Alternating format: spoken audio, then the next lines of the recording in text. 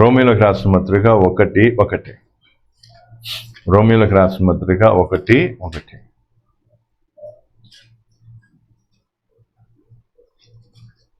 యేసుక్రీస్తు దాసుడును అపోస్తలుడుగా నుండుటకు పిలువబడిన వాడును. అపోస్తలునిగా నుండుటకు ఏమయ్యా పిలువబడ్డా. కొరింథీలు 1 కొరింథీలు 1:1. 1 కొరింథీలు 1:1. దేవుని చిత్తము వలన యేసుక్రీస్తు యొక్క అపోస్తలుడుగా నుండుటకు పిలువబడిన పౌలును. యేసుక్రీస్తు యొక్క ఏమంట, యేసుక్రీస్తు వలన అపోస్తలునిగా నుండుటకు ఏం చేశా పిలువబడ్డా. తర్వాత ఇక్కడ ఈ క్లారిటీగా చెప్పిన తర్వాత ఇక్కడ ఏమంటున్నా, గలతీ 1:1 చదవండి. గలతీ 1:1. మొదట మనం ఏం చేసాం, రోమా 1:1, 1 కొరింథీలు 1:1, 2 కొరింథీలు 1:1, తర్వాత గలతీ 1:1. మనుషుల మూలంగానైనను ఏ మనుషుల వలనైనను కాక యేసుక్రీస్తు వలన ఆయనను మృతులలో నుండి లేపిన తండ్రి అయిన దేవుని వలనను అపోస్తలుడుగా నియమింపబడిన పౌలను నేను. చూస్తాను మరొకసారి చెప్పండి. ఎవరి వలన నియమింపబడ్డా? మనుషుల వలన ఏం కాదు, అపోస్తలులుగా ఎవరు నియమింపబడారు? ఎవరి వలన?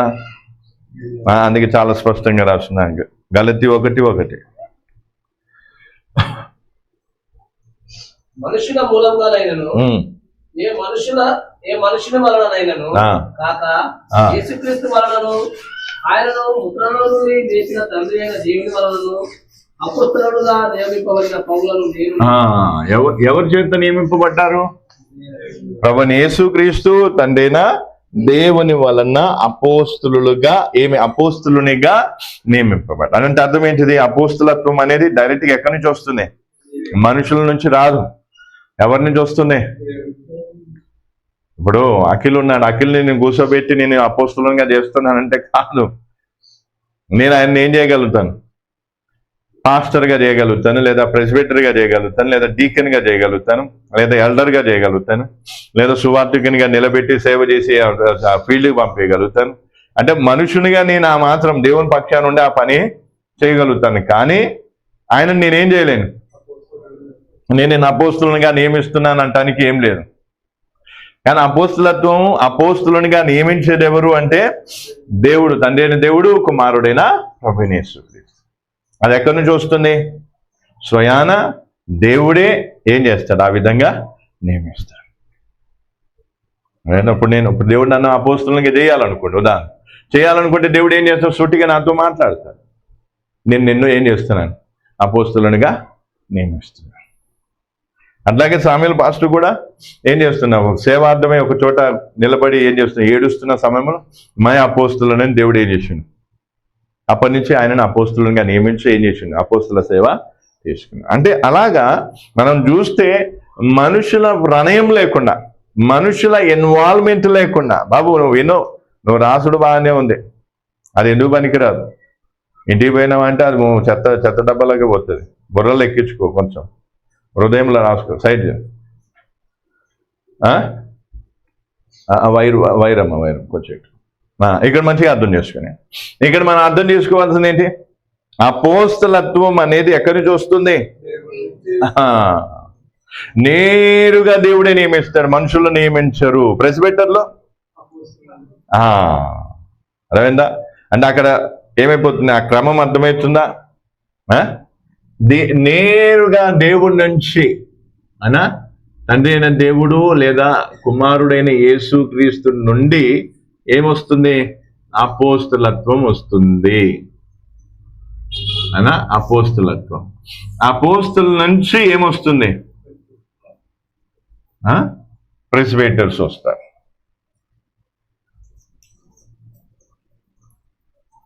అర్థమవుతుందా? ప్రెసిడెంటర్ ఇవన్నీ ఇరిగిపోతా ఉంటాయి. ఓకే, ప్రెసిడెంటర్స్ వస్తారు. ఈ అపోస్తలు ఎందుకు ప్రెసిడెంటర్లను నియమిస్తారు? లేదా ఎల్డర్స్ అనవచ్చు, లేదా వీళ్ళని ఏం చేయొచ్చు? పెద్దలు లేదా ఎల్డర్స్ అనవచ్చు. ఓకేనా? ఎందుకు నియమిస్తాడు, దానికి రెస్పాన్సిబిలిటీ ఏంటి, దాన్ని మనం ఇక్కడ ఏం చేయాలి ఇప్పుడు చూడాలి. అర్థమైందా? అర్థమవుతుందా? ఏం బాబు, మంచిగా అర్థమవుతుందా? గాలికి పోతుందా? అన్ననా? నీ ఇష్టం, నువ్వు అన్నయ్య అను, అక్కలే అను, తాతయ్య అను, నీకు నచ్చింది అనుకో. ఇక మంచిగా అర్థమైంది. మంచిగా అర్థం చేసుకోండి. యేసుక్రీస్తు రక్తమే జయం అనుకోండి. మంచి ప్రార్థన పూర్వకంగా అర్థం చేసుకుంటే రేపటి దినాన మీకు కూడా ఏమవుతుంది, ఉపయోగపడుతుంది. అవునా? అందుకే మళ్ళీ చెప్తున్నా, 16 మంది ప్రెస్బిటర్లను సామ్యుయేలు పాస్టర్ నియమించినప్పుడు వీరు నా స్థానములో ఉన్నారు, లేదా వీరు ఏం కాదు నా వలే అపోస్తులు అని ఏం కాలేదు, చెప్పలే. అయితే సామ్యుయేలు పాస్టర్ చనిపోయిన తర్వాత అందులో కొంతమంది మేము అపోస్తులం అని చెప్పుకొని తిరిగారు. వాళ్ళు వాస్తవానికి అపోస్తుల్లా కాదా అనేది వాళ్ళ సేవను బట్టి, వాళ్ళ జీవిత విధానం బట్టి ఏమైపోయింది, తేట తెల్లంగా తెలిసిపోయింది. అర్థమవుతుందా? అందుకే ఇక్కడ మనం మంచిగా అర్థం చేసుకోవాల్సింది ఏంటంటే, అపోస్తుల్లో దేవుడు ఒక వ్యక్తిని అపోస్తులుగా నియమించాలంటే ఆ వ్యక్తికి ఉండాల్సినటువంటి లక్షణాలు ఏంటి అనేది ఏం కావాలి, వాక్యంలో మనం చూస్తేనే. ఎవరిని పడితే వారిని ఏం చేయడు దేవుడు, ఎవరిని పడితే వాళ్ళని ఏం చేస్తా, నువ్వు అపోస్తులు అందరినీ అపోస్తులను చేసి కూర్చోడు దేవుడు. చాలా టఫ్. వేల మంది పాస్టర్లు, వేల మంది సేవకుల్లో ఏ ఒక్కరో ఇద్దరు అపోస్తులు అవుతారు.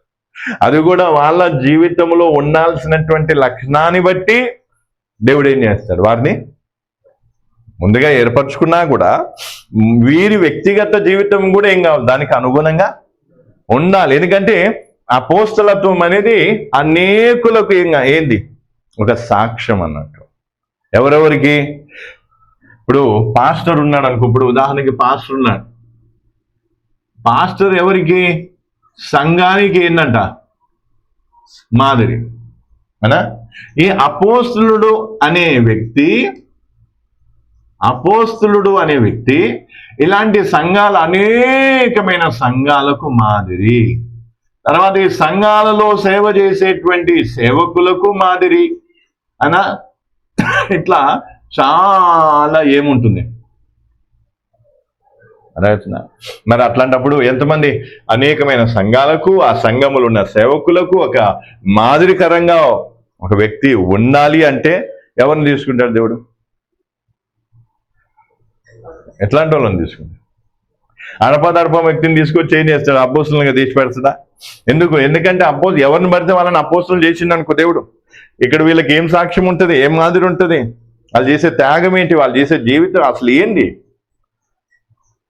అసలు. అందుకే ఇక్కడ అర్థం చేసుకోవాల్సిందంటే అపోస్తలత్వం అనేది నేరుగా దేవుని దగ్గర నుంచి వచ్చేది. అపోస్తలత్వం అనేది ఎవరు ఇచ్చేది కాదు. మంచిగా అర్థం చేసుకోవాలి. విశ్వాసులందరూ కలిసి ఏం కావాలి, పాస్టర్ని అపోస్తలుగా చేస్తే కాదు, లేదా సేవకులందరూ కలిసి ఆ పాస్టర్ని అపోస్తలుగా చేస్తే కాదు. ఎవరు ఎన్ని ప్రయత్నాలు చేసినా అపోస్తలత్వం అనేది, అపోస్తలునిగా చేయబడటం అనేది ఏం కాదు, మనుషుల వలనైనా మనుషుని రాస్తున్నంత స్పష్టం. చూడండి, గలతీ 1:8 ఏమని రాస్తుంది, మనుషుల మూలముగానైనను ఏ మనుషుని వలనైనను. ఏమంట, మనుషుల మూలంగా జరిగేది కాదు, మనుషుల వలన జరిగేది కాదు ఈ కార్యక్రమం. అందుకే అపోస్తలత్వం అనేది హై స్టాండర్డ్ అన్నట్టు. అలాగే ఎవరు పడితే వాళ్ళ అపోస్తలం అర్థమవుతా. అపోస్తలత్వానికి చాలా ఏముంది, హై లెవెల్ ఉంటుంది. కాబట్టి అది మనమందరం కూడా ఏం కావాలి. అయితే ఇప్పుడు అపోస్తలు ప్రెస్బిటర్లను ఎందుకు నియమిస్తారు? ఇప్పుడు ఈ రెండింటికి అర్థమైంది మంచిగా. అపోస్తలను నియమించేది ఎవరు?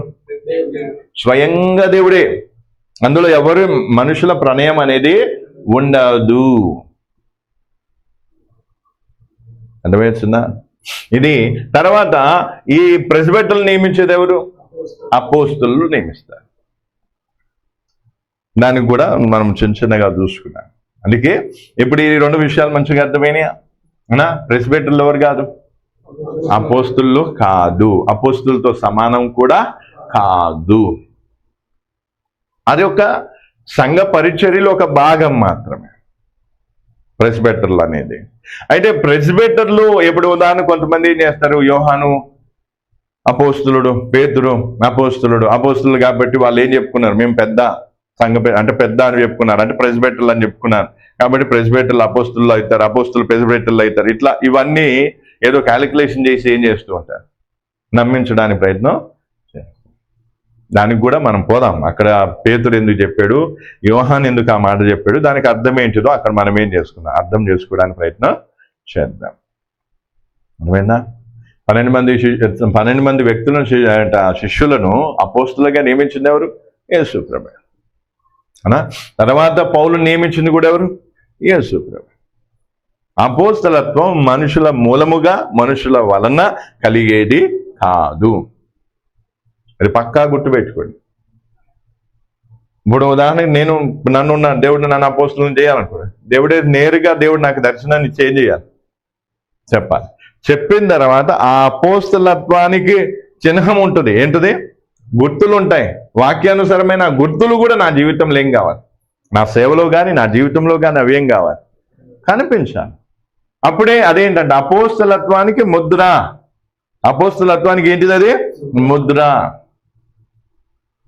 అందుకే నేను సామ్యుయేల్ పాస్టర్ సామ్యుయేల్ పాస్టర్ దగ్గర నేను బాప్టిజం తీసుకున్నాను, ట్రైనింగ్ తీసుకున్నాను, లేదా నేను ఫలాంది చేశాను కాబట్టి నేను కూడా అపోస్తులను అంటే చెల్లుబాటు కాదు. అలా చెప్పుకోవాలంటే నేను కూడా ఏం కావచ్చు, హ్యాపీగా చెప్పుకోవచ్చే.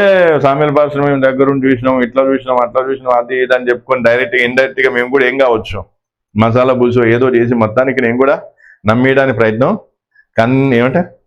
కన్విన్స్ చేయడానికి ప్రయత్నం చేశారు. అవునా కదా? అట్లా చేసి ఏమైపోయినాయి? అందుకే నేను ఈ రోజు వరకు కూడా దేవుడు నాకు అపోస్తులత్వాన్ని ఇవ్వలేదు, లేదా నువ్వు అపోస్తులుడు అని దేవుడు నాకు చెప్పను లేదు. కాబట్టి ఆ మ్యాటర్ నేను ఏం చేయను పబ్లిక్లో. కానీ ఇన్ కేస్ నేను బ్రతికున్న కాలంలో ఎప్పుడైనా బై ఛాన్స్లో దేవుడు ఆ మాట చెప్తే మాత్రం వదిలిపెట్టా, ఖచ్చితంగా చెప్తా. దేవుడు నన్ను అపోస్తులను చేసిండు, ఇదిగో నేను దానికి గుర్తులు కూడా ఇగో గుర్తులు నా జీవితంలో ఉన్నాయి, ఇగో నా సేవలు ఉన్నాయి అని నేనేం చేస్తా ఆ విషయాన్ని. కానీ అంతటి అర్హత నాకు లేదని నేను నమ్ముతున్నాను. కాబట్టి అపోస్తులను అయ్యే అంత అర్హత నాకు లేదు. కాబట్టి ఆ ఊహే నేను వదిలేసుకున్నాను, ఆలోచన కూడా వదిలేసుకున్నాను. ఎగ్జాంపుల్ చెప్తున్నాను, ఓకేనా? అందుకే ఇప్పుడు ఏదో దేవుడు నన్ను ఏదో కొంచెం కరుణించి ఏదో ఒక సేవకుని ఒక పాస్టర్గా చేసిన చాలు, నీ జీవితం ధన్యమైపోయింది అనా. పోనీ వచ్చే జన్మ ఏదన్నా ఉంటే అప్పుడు అపోస్తలత్వం చూద్దాం అనా. వచ్చే జన్మ లేదుగా, అట్లా ఆశ పెట్టుకోవడానికి కూడా లేదు. అందుకే అయిపోయింది చాలు. దేవుడి దయ వల్ల ఇంత ఇచ్చిండు, ఇంకా అంతనే కష్టపడుకుంటే ఏదో కష్టమో నష్టమో బాధో కిందో మీదో ఏదో పడుకుని వెళ్ళిపోతున్నా. చలో, దానికి ఇప్పుడు అర్థమైందా? అపోస్తులను నియమించేది ఎవరు? ఏమంట? మనుషుల మూలముగా మనుషుల వలన కలిగేది కాదు. అది గుర్తుపెట్టుకోవాలి.